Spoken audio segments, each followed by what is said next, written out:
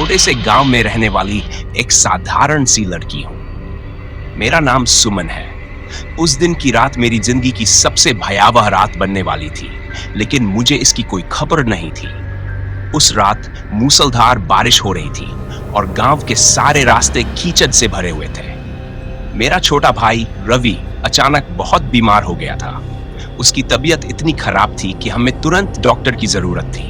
मेरे परिवार में किसी के पास समय नहीं था, सब व्यस्त थे।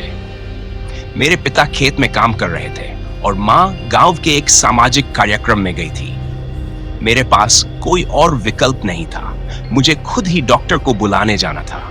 हमारे गांव से 4 मील दूर एक गांव में डॉक्टर रहते थे। रास्ता सुनसान था और मैंने पहले कभी इतनी दूर अकेले यात्रा नहीं की थी। मैंने एक छाता और एक टॉर्च लिया और रवि के लिए डॉक्टर को बुलाने निकल पड़ी। बाहर निकलते ही मुझे कुछ अजीब सा महसूस हुआ, जैसे कोई मुझे देख रहा हो। लेकिन मैंने इसे अपना वहम समझकर नजरअंदाज कर दिया और तेजी से आगे बढ़ने लगी। रास्ते में मुझे कई मुश्किलें आईं। भारी बारिश की वजह से कीचड़ में चलना बहुत मुश्किल हो गया था। एक जगह पर तो मेरे पैर फिसल भी गए और मैं गिर पड़ी। उठते हुए मैंने देखा कि मेरी टॉर्च का बल्ब टूट चुका था। अब मैं अंधेरे में थी और सिर्फ बिजली की चमक के सहारे आगे बढ़ रही थी। अचानक मुझे पीछे से किसी के कदमों की आहट सुनाई दी। मैं डर के मारे कांप उठी। मैंने पीछे मुड़कर देखा तो एक अजनबी व्यक्ति खड़ा था। उसने काले रंग का लबादा पहना हुआ था और उसका चेहरा स्पष्ट रूप से नहीं दिख रहा था।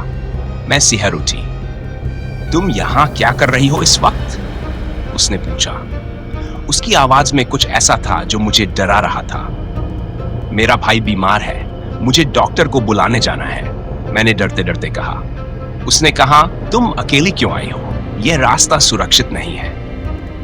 मैं कुछ कहती इससे पहले ही वह बोला, मैं तुम्हारे साथ चलूंगा ताकि तुम्हें डर न लगे। उसकी बातों में सच्चाई का एहसास हुआ और मैंने उसे अपना साथी मान लिया। वह मेरे साथ चलने लगा।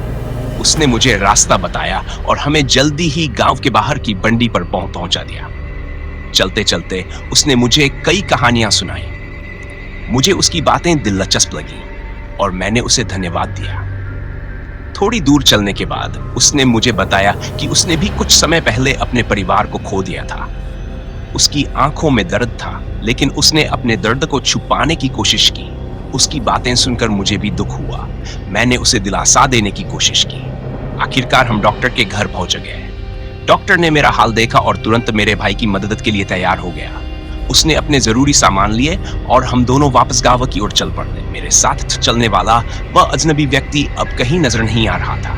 मुझे लगा कि शायद वह रास्ते में ही रुक गया होगा। डॉक्टर ने रवि का इलाज किया और उसकी हालत में सुधार होने लगा।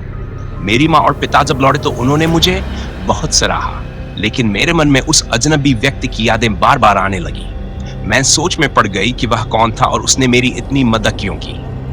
अगले दिन मैंने अपने पड़ोसियों से उस अजनबी के बारे में पूछताछ की। किसी ने उसे नहीं देखा था।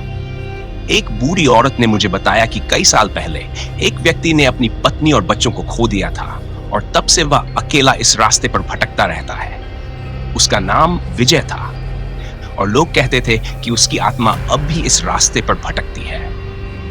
मुझे यकीन नहीं हो रहा था कि जो व्यक्ति मेरी मदद के लिए आया था वह कोई आत्मा थी, लेकिन यह सोचकर मेरे रोंगटे खड़े हो गए कि उस रात मैंने एक भटकती आत्मा से मदद ली थी। मैंने उस घटना को अपने दिल में संजो लिया।